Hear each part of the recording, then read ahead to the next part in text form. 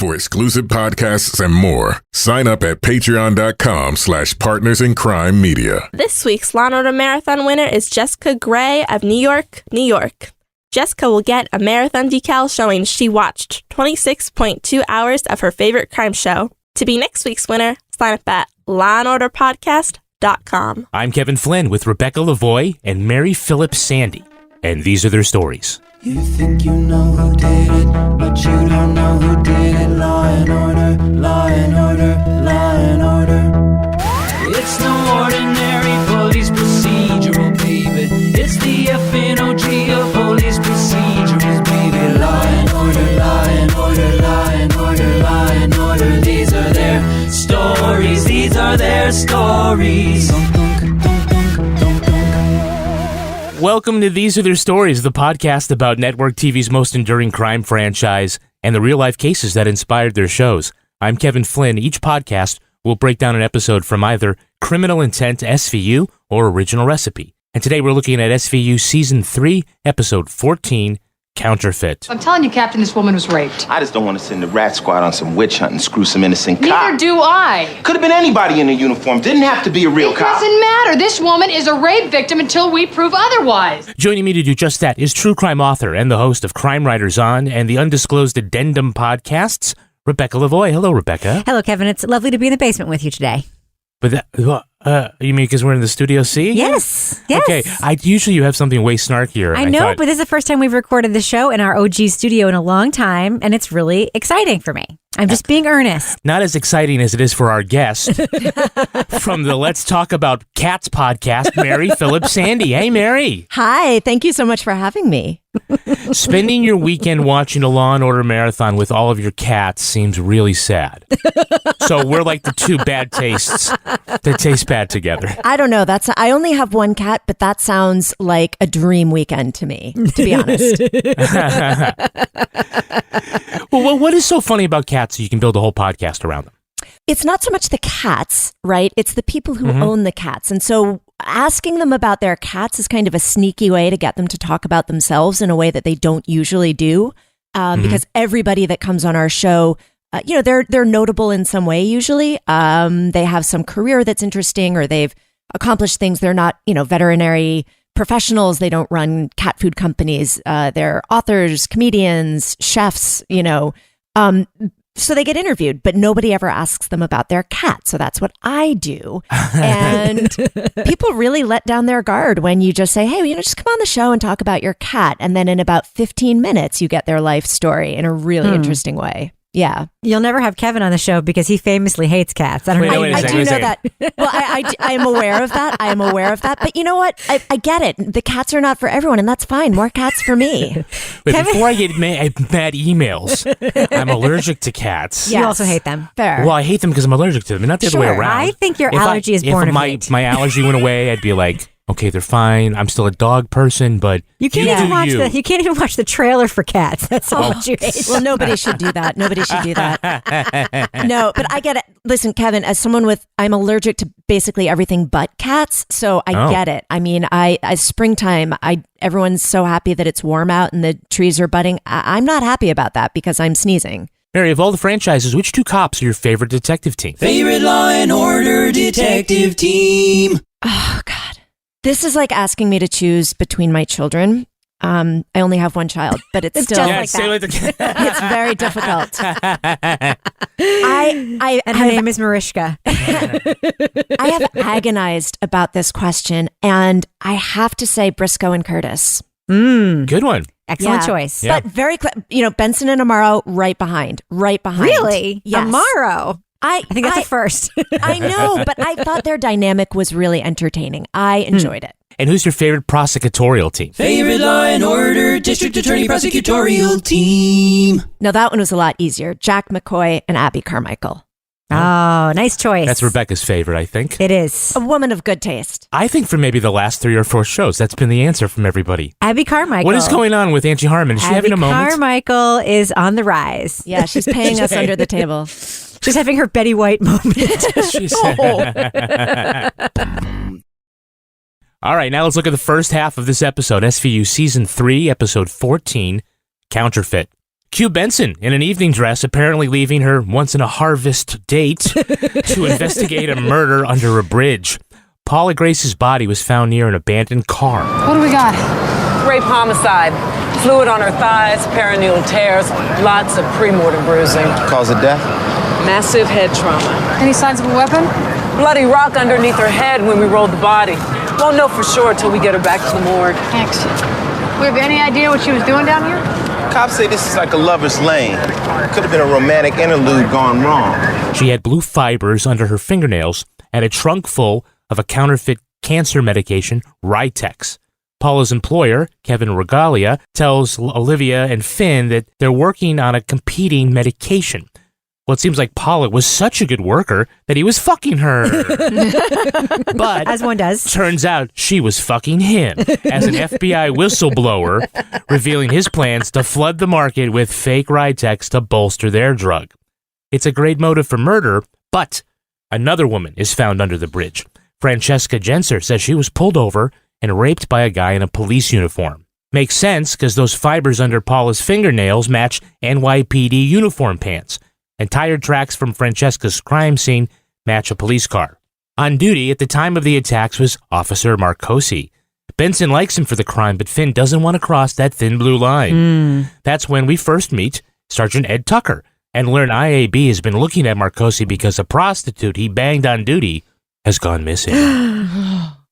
Okay, so our soon-to-be longest-ever recurring TV characters get teamed up because Stabler is in court and Munch breaks his leg in a mysterious way. I have to tell you, I didn't even realize until halfway through this episode that Stabler wasn't on it. That's how little I missed him in this episode. Same. Now, in the opening scene, Benson kind of arrives in this sparkly evening dress. Indicates that she's got whatever the female equivalent of blue balls are. Because she just does not get a break even on a date. All right, nice dress. Yeah, it was a nice date. Where's Munch? Banged in sick. He's such a hypochondriac. How many times has he had anthrax this week? I thought she looked fantastic in the dress. I thought she should have worn it the entire episode. Yes, I was actually Could surprised. be formal victims unit. I was surprised she didn't because she was wearing it back in the squad room like the next day. Yeah. And then suddenly she wasn't, and it felt like a letdown to me. Well, that scene in the squad room when she's wearing it and drinking her coffee and they're talking about the case, like, you cannot expect me to believe that Olivia Benson doesn't have a backup pair of clothes in the squad room like she does, right? Well, she does, but she only has wire hangers, so she wasn't going to hang the dress, right? That's true. You don't want to ruin the sequins on that thing, dry cleaning, it's terrible. I have a question. Yeah. Why is this an SVU case? It's a murder. Well, she was raped. But how do they know she was raped? They can tell. Okay. They took one look and they said, yep. I'm not supposed to touch anything, but I can see it from here. Plus, she also brought her badge with her? Yeah, all the time, everywhere. Somebody gives her a coat and her badge. Sure. I bring that on all my dates. They could bring her like nice shoes. It's like me. Imagine all of a sudden I were single, right, Kevin? Yeah. Easy to imagine, right? It is. It's like me bringing this microphone on every date with me. Yeah. Oh, you don't do that? Just in case I need it. You never know. You got to be prepared. In this world. But Mary, you got to remember, like later on, they go back to the crime scene and they're doing all these mud prints. And I'm like, if the mud was that wet, well, imagine what her shoes must have looked like. Yeah, wrecked them. Must have been a mess. I mean, did we ever see Benson's feet? Was she wearing heels? You got to assume so, right? I don't think she was. No? Really? She's in flats? You don't think she wears heels with that dress? Listen, I think she probably does, but she has dates so infrequently, and they're probably always shorter men because aren't all men shorter than Olivia Benson? She is pretty much tall. Yeah. I'll give you that. Hey, we also learned that Fin may be a car thief. Maybe. Trunk release isn't working. Keys either. You see, this is narcotics. Drug dealers too cheap to put in the stash spot, so they rekey the locks, then disable the manual release. Were you a car thief in a former life? Nah, baby. Boy Scout, always prepared. Sweet wisdom from Fin. He's super good at unlocking that car with his little tool, right? Yeah, and then he looks at it and he's like, "No, baby." It's a great line. But shouldn't all cops know how to open an unlocked door? Like, shouldn't that just be part of the training? Like, yeah, what if, Olivia. The fuck, were you sick that day? Yeah, like what if a baby or a cat is trapped in the car and you need to get them out? You lock your keys in the car, Who are you calling? The cops. Who locks a cat in their car? Well, I don't know. It's her brand, Rebecca. Let her go with it, okay? Yeah, come on now. But people do crazy things. And as an officer of the law, it's your job to be prepared for this stuff. I mean, picking a car lock is not that difficult, I think, right? No, I mean, they have a tool called a Slim Jim. Exactly. And only cops can get it. Like, only cops can get those uniforms. Nobody else wears blue polyester pants in New York City. I've never seen it. It is an elite squad. Yes. The evil pharmaceutical company plan is to flood the market with these sugar pills, disguised as the competition's cancer drug, so they can gain market share. Do we determine that they actually is their plan? That is their plan. I thought it was just a theory. I don't know if it was ever actually proven. No, that was what the FBI said. Okay. That is the plan. But how fast do you think people are going to notice that those drugs were no good? Because it's like, Mr. Johnson is the one cancer patient not getting better. Oh, well, I guess we better start using something else. Yeah. Yeah, it seems like, and what was it? They normally cost, what, $25,000 a month or something? What did they say the right? So if you're paying that much money for a medication, you're doing that because it gets results. And so the minute it stops getting results, you're probably going to stop using it. I mean, that's an investment. Is it, that's like though? a car. But I mean, isn't a doctor just like, he says, oh, that one guy with cancer didn't turn out so well? Oh, well, I got to rethink everything. Exactly. Maybe. It's not like dandruff medication. Yeah, like it doesn't work. You just buy a different bottle of shampoo. It does seem like a weird scam, a weird long game scam. But then the doctor would be like, wait a minute, this medication that I got from the competing pharmaceutical rep isn't working? Well, that's not suspicious. No, and this is going to happen simultaneously to all the doctors all around the country who are using Ritex, which sounds like a cracker brand. I'll be honest. It doesn't sound like the name of a drug. It doesn't sound like the name of a cancer drug. It sounds like a stroller. Yeah, it sounds fake at the beginning. Yeah, it just sounds fake. Car seat. Yes, a very safe car seat. Yeah, they got them in those Sam Club size containers in the back. With the pickles? Yeah. So that CSU tech decides to build a crime scene model out of Legos. What's up with that? I loved that. Too much time on your hands? My kid visits, always leave something behind in my office. My son used to love these too. Used them to make a model of your crime scene. Here's the car. We found her clothes over here. Nothing but garbage around the body. That's so weird. Finn makes this passing comment about how his son loves Legos, and Benson does this double take. Who's on the down low now, Ice-T? His son? His son. And him. We find out that the kid is actually 18. Right. But loves Legos. He loves Legos. He loves Legos still. I mean, he's been on the show for a year and a half. How come he hasn't told his colleagues this? He also hasn't told him he's a car thief, Kevin. Well, okay. Yeah. But legit question. Okay, I was just saying, he also hasn't told them that he did attend the day at cop training where you learn how to unlock cars. That's supposed to be obvious. Yeah. I'm the only one who can open this car. Why are you always having me open the car? Finn doesn't strike me as the kind of guy who goes to work and makes small talk. No. He doesn't. Oh, okay. He strikes me as the kind of guy, we all work with someone like this, that's like so much cooler than you are, you just want them to like you, and they just ignore you the whole time. Like, that's how he is, I think. Right? I work with someone like that. His name's Todd. We all want him to like us so badly. Hey, Todd. And we all try. We all like wander by his desk and like try some snarky line, and he'll be like, "Oh, that's funny," and you're like, "Yes, he thought it was." Well, why don't you try this next time? Hey, does your 18-year-old son like Legos? You don't have a son? Oh, just trying. They were trying to make it so clear in this episode that Finn is mysterious. And that's part of what makes him cool is the mystery, right? It's the not knowing about him. If he was just like, hey, I got a son and he loves Legos and that's kind of weird. I'm a little worried about him. He's 18. He should have outgrown this by now. Like that's not cool. That's just a normal human. Yeah, baby. Exactly. All right, let's check out our Hey, It's That Guys. Hey, it's that guy. I'm going to start with Mary and ask you, who is playing Officer Marcosi? He looked so familiar. So Rebecca? familiar, but I can't place him. I believe his name is Michael O'Keefe. I don't have to explain how I work to you. Nobody in that precinct brings in more callers than me. Is that correct? Michael O'Keefe. He played Danny Noonan in Caddyshack. Exactly. And then has gone on to have a long career of being, hey, it's that guy, probably a dirty cop, or hey, it's that guy, Probably a priest who's also a bad guy.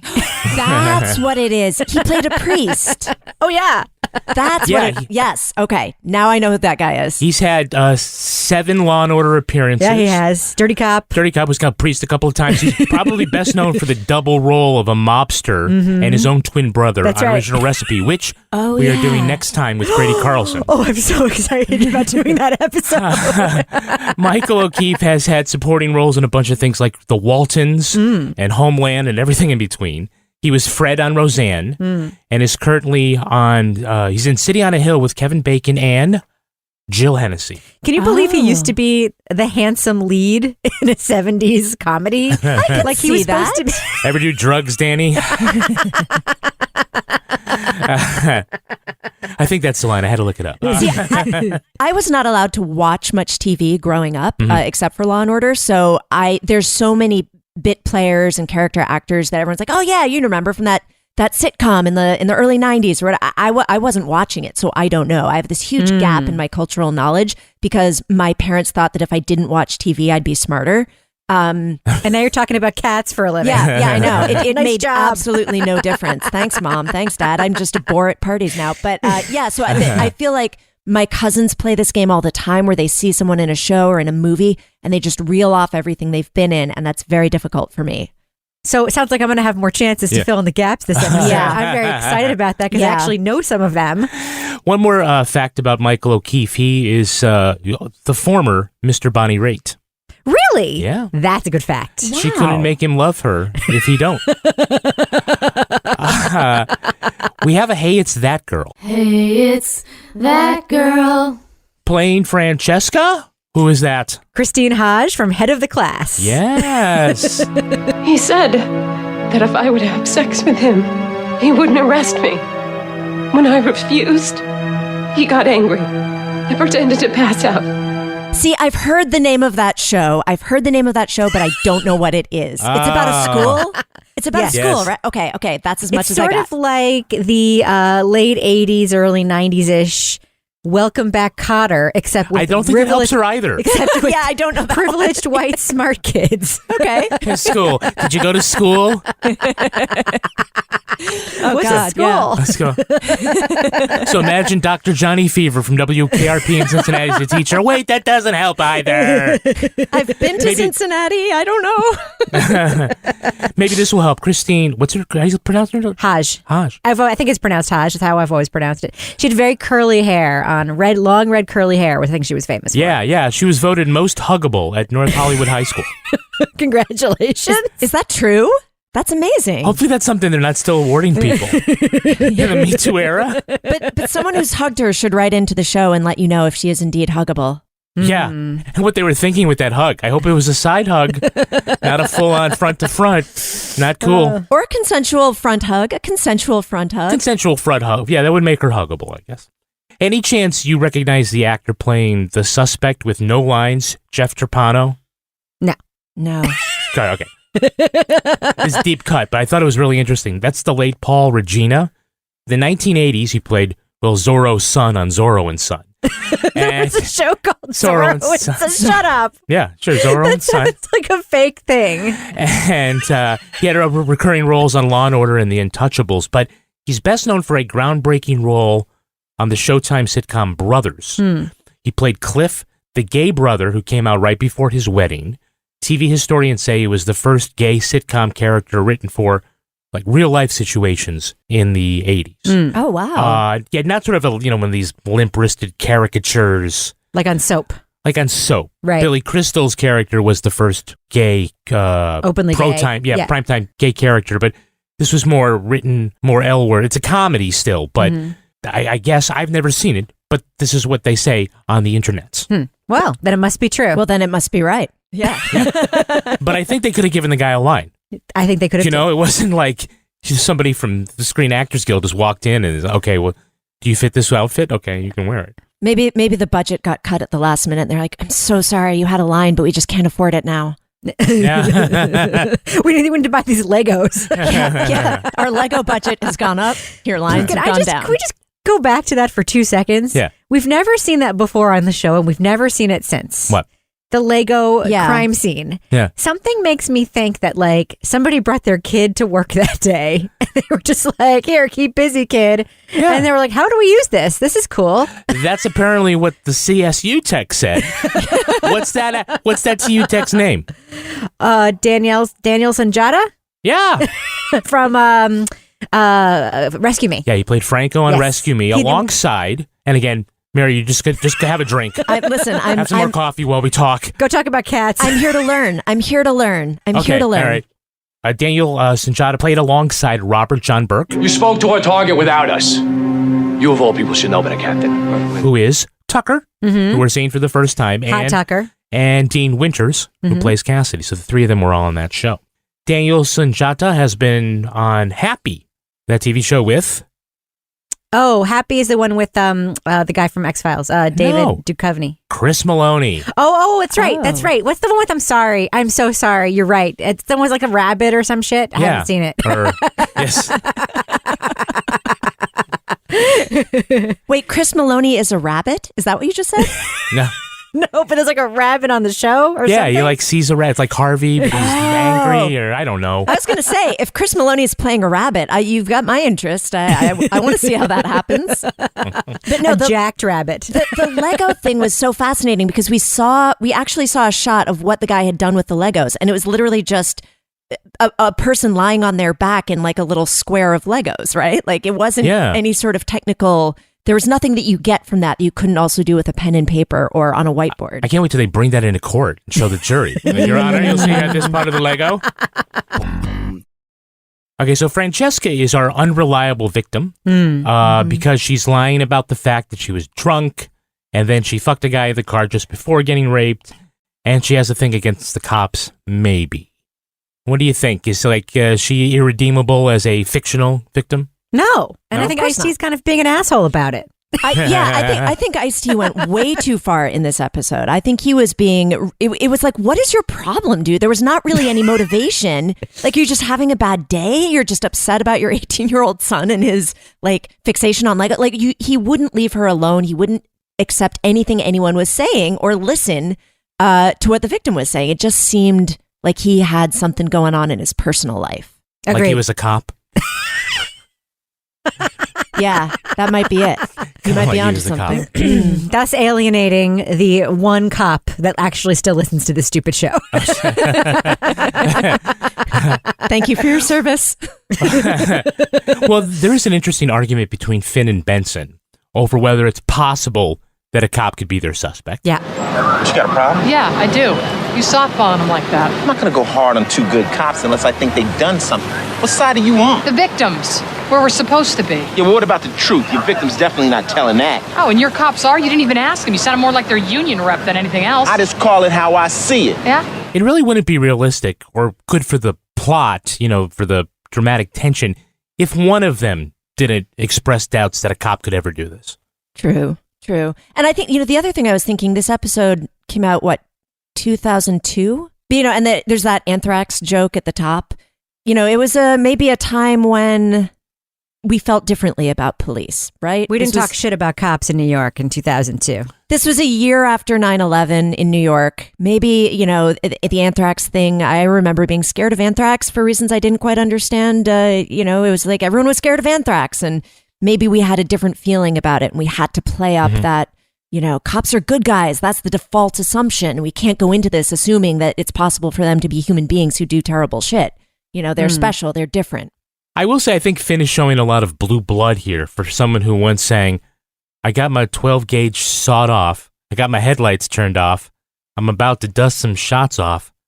I'm about to dust some cops off. Yeah. Ooh, yeah, that's true. That's true. Listen, he says in many interviews that playing a cop is just like playing a gangster. Sure. He says it all the time. Sure, but if a gangster also sang a song about killing cops.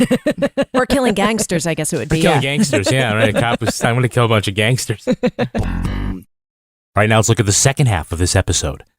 Marcosi had the tires on his police car changed and claims the hooker left town for rehab. I was down there the night of the murder, under the West Side Highway. Doing what? I had a date in the car. Where was your partner? Looking out for me, and it's a good thing he was. You see anything? Yeah, our boss, Lieutenant Urzy, came driving towards us. So Graves comes up, knocks on the window. We got out of there, no lights, before Urzy caught us. Who was the girl? Some random citizen picked me up. She offered. I don't even know her name. News is out there looking for a rapist cop, so another victim comes forward about her previous attack. She says that the guy in uniform lost his erection during the rape, which Wang finds interesting. Finn and Olivia go back to interview Francesca, but her neighbors say she was just arrested by some cop that she said had raped her. Benson admits the perp might not actually be a cop, so they get sales records from a uniform store. That's when it occurs to Marcosi that the car he saw the night of the attack wasn't his boss, and he links the partial license plate to Jeff Trapani. He's in the wind, and Francesca is with him. Cragen wants him arrested, but when Liv and Finn spot him in the park, they decide to tail him instead. They follow him to a cop bar and let him overhear how the detectives are this close to making an arrest.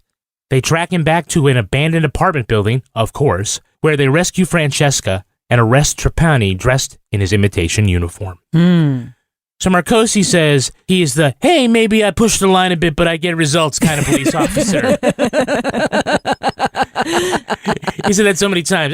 Maybe I crossed a few lines here, but I He's shady as hell, Marcosi is. You knew he's done something. He might not have done this, but he's done something. Yes. Which is usually what the cops say when they arrest the wrong guy. We know he has because he admitted that he sleeps with hookers while he's on the job. Yeah, right. Like that. Surely there should be some consequences for that. I'd love to see that happen. Yeah. Well, they go to his locker. Yeah. And, looking for evidence. Bingo. Rough Riders. Our favorite brand. Hey! It's private property. And they confront him with a box of condoms. Rough Riders. Rough Riders. Yeah. The condoms are Rough Riders. But, is that, really strong evidence? It's like, what do you need these for, rapist? He also had a lot of pictures of scantily clad women taped to the inside of his locker. So that tells you something about him, right? Yeah, he's in junior high. He's at work. I mean, it actually does tell you something because if you go to your job and you also need to hang up posters of naked women at your job, there actually is something wrong with you. Yes. Just trying to tell the other guys who's in charge. Yeah. See this one? Banged her. Maybe he is a 13-year-old in a cop suit and he's just fooling everybody. That's why he's got the box of condoms. He doesn't know how to use them. Yeah. He unrolls them, tries to put them on like a sock. He's like, He's practicing on bananas in the break room. Exactly. Oh, I'm just. Never mind, Graves. Go fill out a DD5. Yeah, so after this interrogation, Cragen isn't fooling around anymore. He says, I'm calling in Wong. Yeah. Why? Because we all love seeing BD Wong on the TV. That's all. Hell yeah, we do. Hell yeah. And as usual, it takes about 6 minutes for him to diagnose everything in the guy's entire psychological history. I've seen your arrest record. It's very impressive. Ever since I was a little boy, all I wanted to be was a detective. The thrill of the chase. I make a collar, I get a real rush. The same rush you get when a beautiful woman comes on to you. Yeah, it's kind of the same, It's like a game. Will she? Won't she? I just think he knows everything. He knows everything, and the interview is just a formality, right? He's all-knowing, all-powerful. He's just there to confirm what he already knows. I think he's just he's Doctor Strange, where he's got all these mystical powers. And Exactly, that's what I'm saying. He is my favorite character on this show. Love him so much. My favorite kind of scene on Law and Order, period, in any recipe of Law and Order, is Hwang talking to a suspect. Like when he says, is making an arrest like getting a woman? Well, now that you mention it, yes, it is. Yeah. I use handcuffs. I can't believe this guy said no to both a union rep and a lawyer. What is the matter with him? You would think a guy He's not good at the law. You know what I'm saying? But you would think a guy who is constantly committing actual crimes at work would be very comfortable with his union rep coming in and sitting with him and getting him off out of problems, right? Speed dial. So it's 10 a.m. and that bar is full of cops. Yeah. Well, they were working the midnight shift. They were working the midnight shift. We have also just established that it's okay for cops to have pictures of naked women hanging up at work in their lockers. Yeah, there's no rules. Rules. At least not in this version of the universe. Gotta go to a cop bar. And we're just gonna like talk loudly next to him and see what happens. Yeah. You hear about this cluster over at the 2-2? Not much out there. IB's got such a tight lid on it. I know a lot of guys over there. Can't figure out any of them doing something like this. No one else is going to overhear our weird conversation about our weird performative conversation. 5 other guys got up and left too. Like, shit, I gotta get rid of my stash. It would be like as if you and I went upstairs right now and in front of like our 16-year-old son. We were like, so I was thinking about maybe going upstairs and checking under our kid's mattress. What do you think, Kevin? Oh, I've heard that works sometimes. Sometimes you find things. But what would happen? Wouldn't there be consequences? I don't know. I guess we might have to take away the car. I don't know. We're getting close. Yeah. Well, we better just finish our coffee first. We can do it in 5 or 10 minutes. You know, I think that might actually work. Let's try that right after this. Parenting tips here. They followed Trapani back to his apartment in this building that has electricity but no other residents, which I just don't get. Every time there's an abandoned restaurant or whatever the hell. But he's about to rape and kill Francesca because she's a loose end. Please! Back away from her! Put your hands on your head! Okay, back away slowly. Come down here. When he left the bar, he was in street clothes. And when they go to kick down the door, he's in a full police uniform. That's right. So he got dressed up to do the murder? Yes. Yes. What? Obviously. You think that's the weirdest thing about this whole situation? What about the fact that he has the driver's license, the victim's hanging on a wall in a warehouse? Like, that's weird. Yeah. Why is that less That's weird? very weird. Yeah. Oh, no, it's very convenient. Here's everybody I raped. Why is it less weird that poor Christine Hodge from Head of the Class is lying there in her underwear? We all know he would not have that courtesy. That's also weird. Yeah, I'm going to tie you up, chain you to the wall, but you can keep your third love bra on. Exactly. It is prime time, though. That's true. I will say, going back in the plot a moment, the weirdest thing to me was the scene where the neighbors are on the sidewalk saying, Francesca Jesner?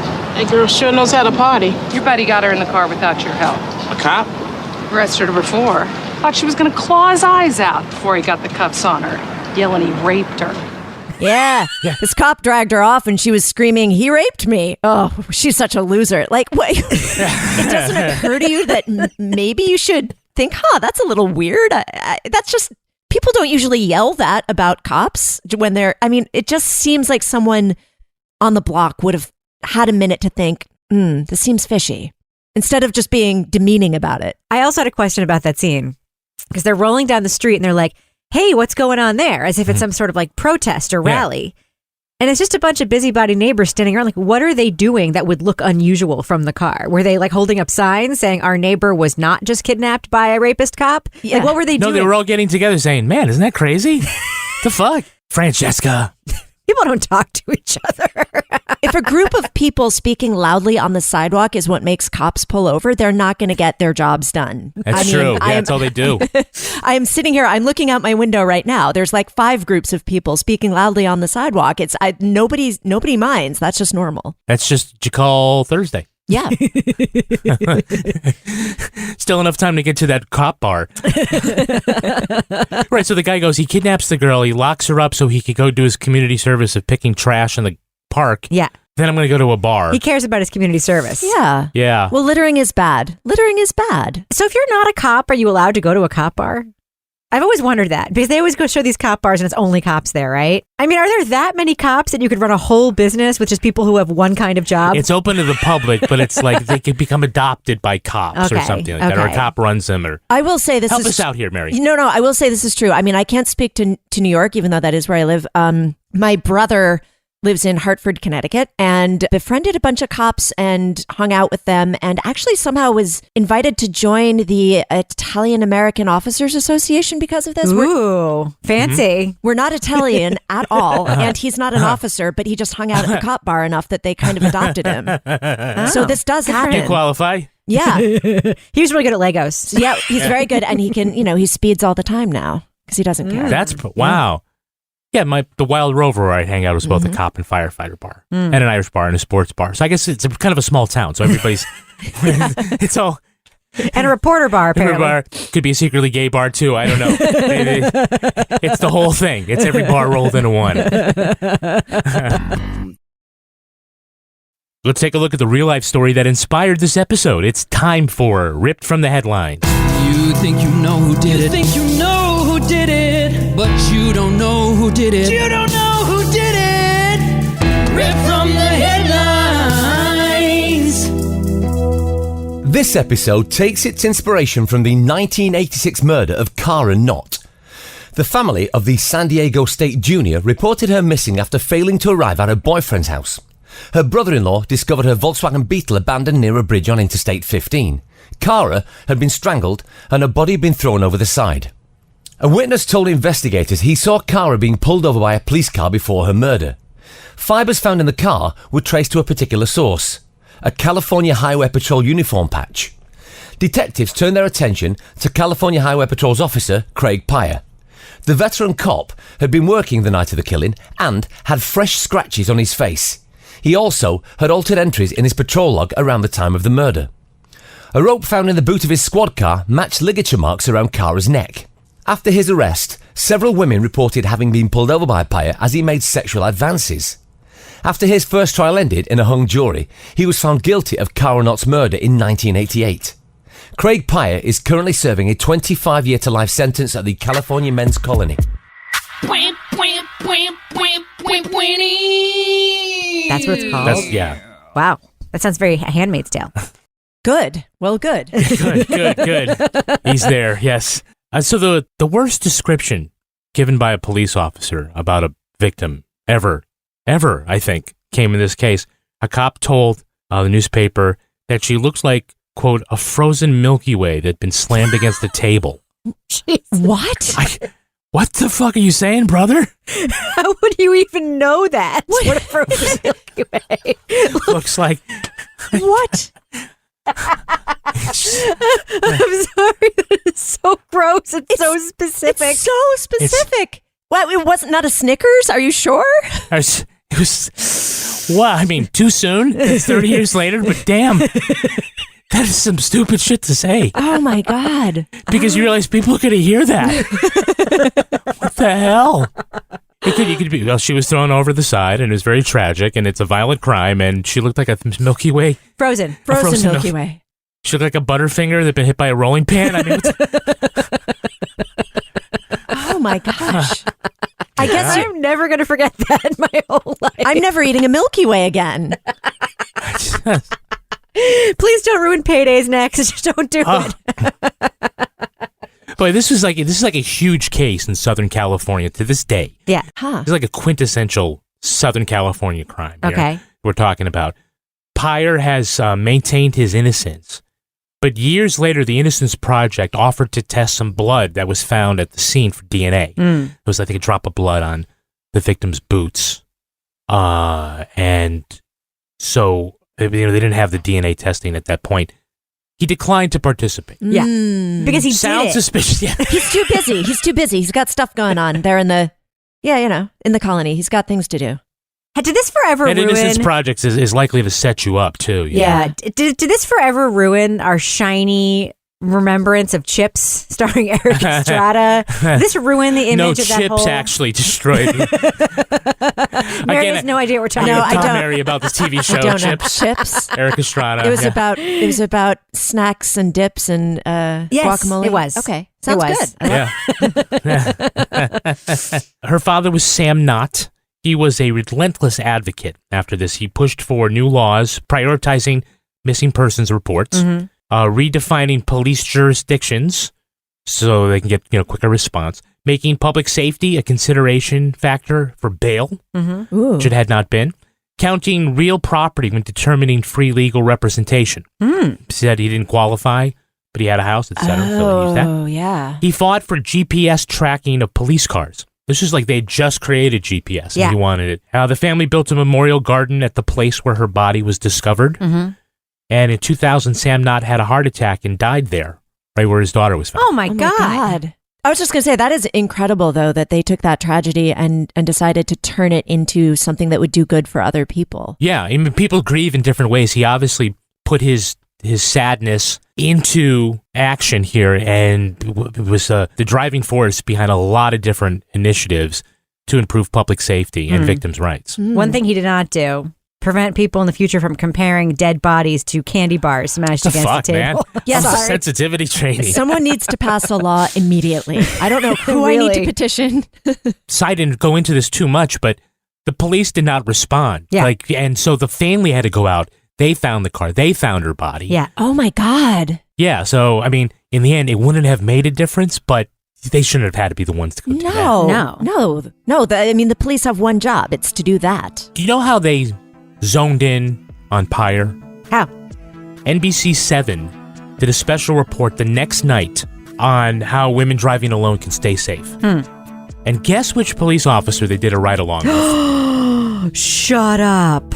Absolutely, 100%. It was Pyre. That's how they knew he had the scratches on his face. He was all in the TV report. Oh my God. Is he like one of these people that's like, of course I didn't do it, otherwise why would I have done this TV story about exactly that? Well, I was trying to think like... Jesus Christ, this guy. It could be both, because one of the things the other cop said is that he ended up really getting interested in the case and asking a lot of questions. Of course he did. So putting himself out... He did it. Well, yes. Right, but that's a behavior that like profilers will say, like if you're, you will want to know like a lot about what's going on. You'll insert yourself in the investigation. He did that. But it also sounds like that they just happened to pick him. Yeah. Oh, so it's random. He hadn't like volunteered? They said, let's go get somebody who's in that area, works in that area. Let's get him in the police car with them, and it was apparently him, and he's got to be saying, like, you're trying to cover your tracks, and the boss says, go out with this TV crew and tell them, like, how to not get raped and murdered. By you. By you, exactly. Yeah, tip number 1, stay away from me. Okay. That's it. You're good. End of report. Thank you for your service. Well, that is going to do it for us. We want to thank our guest, Mary Phillips-Sandy. Mary, how can our listeners follow you online? Well, they can find Let's Talk About Cats in all the podcast places. What, is it funny? Sorry. It is the name of your podcast. It's funny every time. Listen, it's funny every time. That is why I called it Let's Talk About Cats, because that's exactly what I want people to do. It's everywhere you get podcasts. And of course, it is at our website, which is letstalkaboutcats.com. And we are on social media. It's at LTACPOD, at LTACPod, on all the places. And Rebecca Lavoie, how can our listeners follow you? Well, they can talk about Rebecca on my Twitter at Reb Lavoie, and I'm the same on Instagram. And you can track me on Twitter at Kevin P. Flynn. You can also tweet to us at Law & Order Pod or follow us on Instagram at These Are Their Stories Podcast. Our newsreader was Cy Frater. Our theme music was composed and performed by Uncanny Valleys. Line editing by Henry Lavoie. Content assistance from Travis Roy. Lily Flynn handles promotions. To get ad-free episodes of These Are Their Stories a week early, sign up for Stitcher Premium. All clips in this podcast were used in compliance with the U.S. Copyrights Act Fair Use Exemption for criticism and commentary. Special thanks to the elite squad of the Law & Order Wiki community for preserving the evidence. If you want to know what episodes we're talking about in our upcoming shows, go to lawandorderpodcast.com. Sign up for our newsletter for a chance to be our next Law & Order Marathon winner. These Are Their Stories was recorded in the Yoga Loft above the Bodega in Bay St. Louis, Mississippi studio and is a production of Partners in Crime Media.